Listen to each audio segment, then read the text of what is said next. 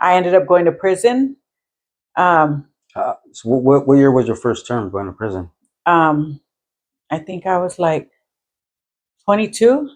So what year was that? I don't remember. I'm old. Okay, so you're 22. So how was it the first time going to prison? Oh, I was scared. Yeah. I was scared. I was real scared. But then when I got there and I realized like there was people there that I hadn't seen in years, and they were doing shit that like it was just like a city inside of a city, you know? Yeah. And then of course I was young and pretty back then, so you know you can always get a CO on your team to like Yeah. do your thing for you, you know? And you know, I had my little experience with women in there, and I didn't miss home. You know, like one thing I did miss though is hearing the sirens from the streets. You know, like I realized like, but I could remember being in prison the first time and that clack clack of the door. Yeah. Oh, it scared me so bad. But once I started like you're on reception and then you go over the wall, you're like, oh crap, you're seeing people that you forgot about, you know, and they're there.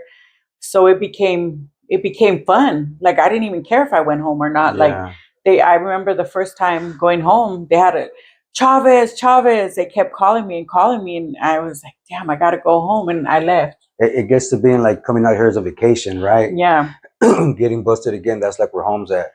Yeah, and it was crazy because that's what always happened. Like, but it wasn't in my timing; it was always in God's timing. Where like I'd be so strung out here, like you know, like get saved, huh? I like I used to say that like God put me on my back to look up, but I still wouldn't look up because it was temporary. You know, I knew that I was going out to the same shit. You know, and I just kept going in and out of prison. 16 months, 4 years, 16 months. It was nothing. You know, it was fun. I went back and it was Jessica, and she said, there's a bed. Can you come right now? And I was like 15 minutes later, she called and she said, there's a bed. So I called my mom and I had told her, hey, I'm going to treatment. Can you give me an Uber? She said, Nezzy, shut the fuck up, and hung up on me. And then I called my brother and I'm like, hey, I'm going to treatment. Can you give me an Uber? And he said, yeah, I'll get you an Uber. He said, but you better go to treatment. Like, you know, so it was like a block away from my house. I just grabbed the bag of clothes that I had because, you know, you grab a whole bag for the night. You don't think you're going to go party. So I grabbed my little whole bag and I went to treatment. And the whole bag? The little whole bag, you know, with my little chonies. Yeah. You know, the little whole bag. I know exactly what you're talking about. And I got in the car, and the way everything like led up to me getting clean. When I was in the car, the lady on the Uber was telling me about her daughter had just died of an overdose. And I was like, oh my God, I'm so sorry. And I like not thinking anything of it. And when I got to I was texting my friend the whole time. She's like, hey, you better not have nothing on you. They're going to search you. And I was like, oh, fuck. So I ditched a half ounce of dope in that lady's car, you know, in the Uber. Way. I just left it, you know. But my friend didn't tell me they were going to search me and I was going to go in the bathroom by myself before they searched me. So I would take it with me, thinking, you know. But that's when everything changed. And then my sponsor told me, Inez, just take the steps and let's see what happens. And if at the end of these 12 steps, if you're not fucking happy and things don't start happening for you, I'll fucking refund your misery. And here I am now. Here I am. I don't even know how it happened. God putting in the work. Everything must change. And like, yeah, here I am. So what are you doing today? Like what's Inez up to today? Like, how's your life changed for the better since you've been clean? Oh, since I've been clean, I'm able to forgive people in my life, mend relationships, have the kids that I do have contact with in my life. I'm able to be a grandma. Going to school to be a drug and alcohol counselor. Actually, I'm just waiting to test. And then I work in treatment now, and I go to meetings. I don't think I'm perfect because I've had people tell me already, oh, just because nobody's perfect like you, Inez, you know. But I don't think I'm perfect. I just know that I'm better than like the person that I was yesterday. And that's what I strive for today, to be a better than I was yesterday, because I fuck up too all the time. You know, I just don't do drugs. Right. And that's very distorted because when you're drinking, when you're smoking, when you're fucking around, like you don't see the reality of things, right? Like you don't tend to weigh everything out. You know, you're just impulsive. You're on the go. Like, fuck it. Like I can deal with this. I've done this. I don't care. Right. So you become desensitized to what the actual consequences can be, you know? And that's basically what it was, you know, eventually until I, you know, ran a red light and I killed an 18-year-old. Oh man. Yeah, I killed an 18-year-old. You know, it was my baby shower day, and And yeah, I mean, I destroyed a whole family. You know, I destroyed my whole family too. Yeah. You know, impacted multiple people in different families that, I mean, to this day, I don't know how they actually feel about me, you know? So you were drinking at your baby shower, you said? Yeah. And then where did you go? Like, why did you leave? So basically what happened like that day was like, set up the whole event, you know, got some food, you know, there was catering and things like that. And I mean, when you're an alcoholic, like you don't care, you know what I'm saying? Like, Yeah. you don't, it's somebody died, we're drinking, somebody's birthday, we're drinking, somebody got fucking a new car, we're drinking, baby shower, we're drinking, and a lot of other things, you know, especially like at that time I was doing a lot of coke too. So it's just like, you really don't have like that, you become irrational, right? So for me, it was like, we were drinking, we are doing our thing, and things are running low, right? So it's like, hey, let's go re-up, right? So I get in the car, you know, and I take off, and then I start speeding. That was one of the things. I used to speed a lot, you know. I used to go like 120. Were you drunk or you just buzzed? Or? So I mean, I was drunk, you know. I wasn't like belligerent drunk where I'm like, oh fuck, I can't drive. But it was like, I was drunk. I had alcohol in my system for sure. And yeah, I just everything was easy, you know, running red lights, you know, running over like, you know, certain lights, crossing over on people, cutting people, you know, and I thought I was the fucking hot shit, you know. And that's the thing about it, like once you get all these like passes, you start growing an inflated sense of confidence, right? Where it's like, oh, I got this, you know, ain't shit gonna happen, I'm better than the law, I'm smarter than the law, so on and so forth, you know. And eventually I ran that red light and I T-boned a car, you know. And an 18-year-old died, you know. I mean, I knew him too, you know. I never speak of his name. Yeah, I never speak of his name out of respect, you know, for the family and things like that, because I know that's a wound that will never heal, you know what I'm saying? Like all the sorries I can give him are not gonna ever heal that. Take accountability. Yeah, 100%. You know what I'm saying? So I'm blaming the situation, or if I wasn't in this, if I wasn't doing that, but that only makes you feel worse. You know what I'm saying? It only makes you feel like fucked up, where you're like, fuck, man, is it really happening, or is it all a dream? Yeah. You know what I'm saying? Because it's a fucked up feeling to be in. Yeah. You know? And then understanding like the impact that you did, you know, is like another fucked up feeling where it's like, fuck, that's a lot of remorse on my behalf and guilt that I have to deal with. You know, I can't just overlook it and be like, well, fuck it, it happened. Yeah. You know, there's some homies that are very callous like that. That bury it and don't even deal with it. Don't even acknowledge it. Yeah. You know what I mean? Like, it's chalk it up as part of the game. Yeah, you know, and I dealt with that too, you know, because those were conversations that were difficult to be had at that time, you know, where they'll be like, oh, just fucking get over it, or like that fool's dead already, you know, and it was like, fuck, like, my heart don't tick like that, you know what I'm saying? Even though like I could be cold and so on and so forth, like I felt fucked up by taking a life, you know, because that's what when you grow up, that's what they say, like, you don't kill, you know what I'm saying? So yeah, long story short, for me, that was like very difficult. And then when I got sentenced, like that was like the most painful day of my life, you know what I'm saying? Aside from like my mom dying, that one was like super painful, because it's like, that's it, you know what I'm saying? Like, you're officially sentenced to life, you know. And then when you're in there, all the homies, they're like, oh, you watched the. So what was your sentence? My sentence was 15 to life. Okay. I don't know, at one point, bro, like ended up homeless, you know what I'm saying? And I don't know if you can relate, but maybe some of y'all there can relate, that being homeless in your own neighborhood, bro. Like, and I'll be real, like I burned my britches, dog. Yeah, hell yeah, me too. And homies weren't gonna give me a sandwich or, you know, whatever, and rightfully so. Like, I was out there with my backpack. People know, like, you know, you're out there with your backpack. You know what I mean? Like, there he goes, you know, off on a good one, trying to do something. You know what I'm saying? I was homeless. I was at the park, the riverbed right there on right there in my neighborhood. If you guys know my neighborhood, that of Gilbert and Ornsthorpe. There's a riverbed, and there's like a homeless encampment back there. Yeah. And I was there for like maybe a year or so, maybe a little over a year. In and out that tent right there, you know what I'm saying? And it was all bad, bro. Like, you know what I mean? But like, I didn't know what else to do. Yeah. And I remember one time I went to my mom's pad, and she lives in an apartment complex, and they had a big old like window in front of the door, you know what I'm saying? And sometimes I would drop in to, like, you know, go get something to eat real quick or shower or whatever, you know. And I was going in there, and like to get to her pad, so the door, the big old window, there was like a patio, much like yours, but there's a door to walk into. So they would be able to see me coming, walking in. Yeah. And they saw me coming, and I saw her like through the window, get up and close the door and lock it. You know what I'm saying? And I was like, boom, all right, cool. Yeah, probably stung, huh? Bro, like big time. But it was like, all right, if you're going to treat me like a dirtbag, I'm going to show you a dirtbag to the best of my ability. Yeah. I went full throttle, bro. And then full throttle wasn't out there like I mean, trying to come up, you know what I mean? But it Yeah. was the dope, bro, had me. Trying to survive. The Huh? dope, bro, had me, bro. I was just numbing all feelings, numbing all things I had for my kids, and whatever feelings I had left, bro, I numb it with the needle, bro. You know what I'm saying? And that's where I was at, dog. And on the streets, you know what I mean? I was sleeping like the park and ride bathroom, bird bathroom in people's pools. I went to Cooper Fellowship, bro, and I don't know what to expect. You know what I'm saying? You walk into there thinking like you're somebody that they know nothing about, and I was humbled for sure. And I think within the first week, I heard my same story told 10 times. Yeah. Bruce and Lance and all those characters. And yeah, Bruce saved my life, man. yeah, Bruce was my first sponsor. Mine too. You know what I'm saying? And I don't know. I just listened, bro. And I figured like when I hit like the 30 days and job search, right? I was like, damn, I'm still clean. Yeah. And then I went go out and stuff and do my thing. Yeah. But it was there, bro, like where I was like, okay, if I can just stay clean, like I can see my kids, right? I got a little get well job doing telemarketing, you know what I'm saying?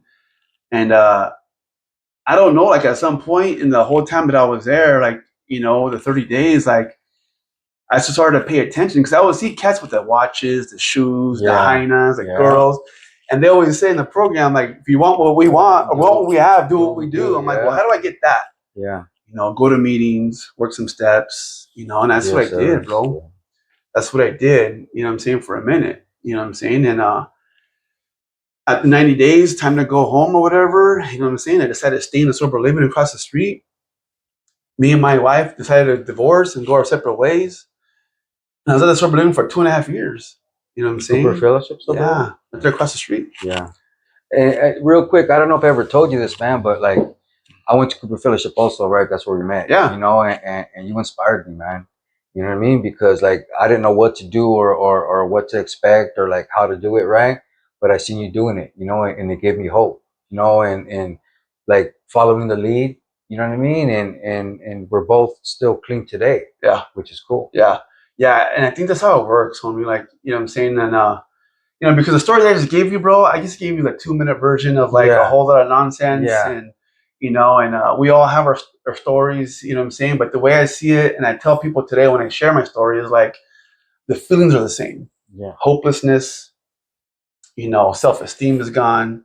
Your manhood essentially is like, I couldn't even provide for my kids, bro. Yeah. You know what I'm saying? I couldn't even provide for myself. I get $20, like, what am I going to do? File hose, pipe, maybe get a front and a dime. Yeah. You know what I'm saying? Yeah. And, in a jumbo jack, right? But, no cheese. No cheese, that's a luxury, bro. Yeah, that's too much, yeah. But like it was like the feelings were the same, dog. Hopelessness, you know what I mean? Just deadbeat, like everything's shot, bro. And that's where I was at, you know what I'm saying? And going to that program, I didn't know what to expect, dog, and I connected with people. How much time do you have sober? I think on May 7th, no fronts, but on May 7th, I'll have 12 years. That's right. I'll have 12 years. Hell yeah. That's shit. But it's still like, I still was loaded longer than I'm sober and clean. Yeah, that's crazy. So when I got 10 years, I'm like, this is cool. You know what I'm saying? But also like, you know what I mean? Like now it's just a part of life. Yeah. You know what I'm saying? So what are you doing now? So after getting clean and stuff, so what are you doing for work? Are you going to school or anything? Yeah, bro. Like a couple of years of sobriety, I got tapped into Santa Ana Community College, and I was there for about 3 years. And I went in there because, when we get out, like I had these get well jobs and whatever, and I worked in treatment as a detox tech. And I would see like the therapist and the letters behind their names and such, and I'll pick their brains, like, what does that mean? Yeah. LCSW, LMFT, and our stories, being able to do groups in detox, we were able to relate and connect and get the feedback. And I'm like, I can do this, right? How do I use my story to my benefit, right? Not feel like a victim, but like use that 15 years of like nothingness to my advantage. Yeah. And so like I went to school and like, started doing like human services, community social services, all kinds of stuff regarding the community. And turns out I'm good at it, bro. At 36, 37, like I'm on 4.0. I get presidential scholars, all these awards at Santa Ana College. I'm on the honors program. They're giving me feria, like, you know what I'm saying? And it's cool. Like, all right. And I graduated with 4 associate degrees. What sucks is though, like my senior year, that spring of San Diego College when COVID hit. No way. So you couldn't walk? I got all the No ropes. way, I got like sucks. 4 ropes of metal, like the sash. Yeah. It's in my closet home. I never No wore it, bro. way, that sucks. Yeah, but we did a little thing on Zoom, but yeah, it's not the same. you know what I mean? I took a year off, and then I didn't really know what to do next. You know what I'm saying? I knew I wanted to go to Cal State, but like, come on, homie. Yeah. From homeless, dirtbag, Yeah. dope fiend to like a Cal State University. Yeah, it seems unfathomable, huh? Yeah. But I got plugged into Cal State Long Beach. I applied, and homegirl Win. Yeah. She plugged me into a Project Rebound. Yeah. And it's a bunch of us, bro. Yeah. It's a bunch of us, you know, trying to navigate through school. So I tapped into them. And yeah, I graduated in 2023 with my bachelor's in social work. Awesome. You know what I mean? Yeah. Cum laude, which is, I guess, a type of honor. You know what I'm saying? Yeah. And it's cool to have that little community of like ex-incarcerated individuals doing the damn thing, becoming lawyers, becoming philanthropists, doctors. And I became a social worker. So the hunger strikes, I want to say in 2011, the first one was like 10 days is to see how many people would do it, right? And the next one, that was the one that was all go, right?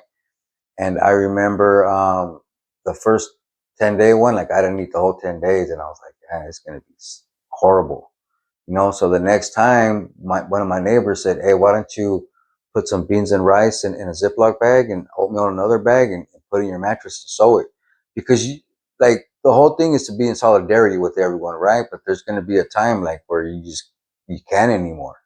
You know what I mean? So that's what he told me. Like, hey, once you can't anymore and you feel like you're gonna drop like a sack of potatoes, then do what you got to do to survive, brother. You know what I mean? And I was like, all right, man, because they came in and got our store. You know what I mean? They would take us out to weigh us. You know what I mean? Like a few times a week. You know, and I think I lost like 20 pounds that hunger strike, man. And then so I remember it was like day 15 or 16 that I hadn't eaten, right? And I was just drinking coffee because I thought coffee would keep me up. It actually got me more dehydrated, right? And water. And I'm watching 2.5 Men on my TV. And Charlie Sheen said like a zinger, like something funny, right? And I legit in my mind thought he was talking just to me, right? So I said, that's a good one, Charlie. And I started laughing, right? And I thought he was laughing with me. But then at that moment, I was like, dude, I'm losing my fucking mind, right? So I was just praying, God, please don't let me lose my mind. God, please don't let me lose my mind, because I was literally losing my marbles. Probably like the most lonely I've ever felt in my life, like not being able to eat, not having no one to talk to. I literally didn't talk to anyone that time for like maybe like 6 or 7 months. Right. The only thing I would do is before the hunger strike, talk to the cop and saying, thank you for getting me my tray, or thank you for the shower. He goes to medical the next time they pop him out. And I knew I was going to get that call. Hey, little man, send your line. So I sent my line, fished it in, read the Wheela, and the kite said, hey, little man, with all due respect, we know you have a date, but we really need you to take care of this for us, right?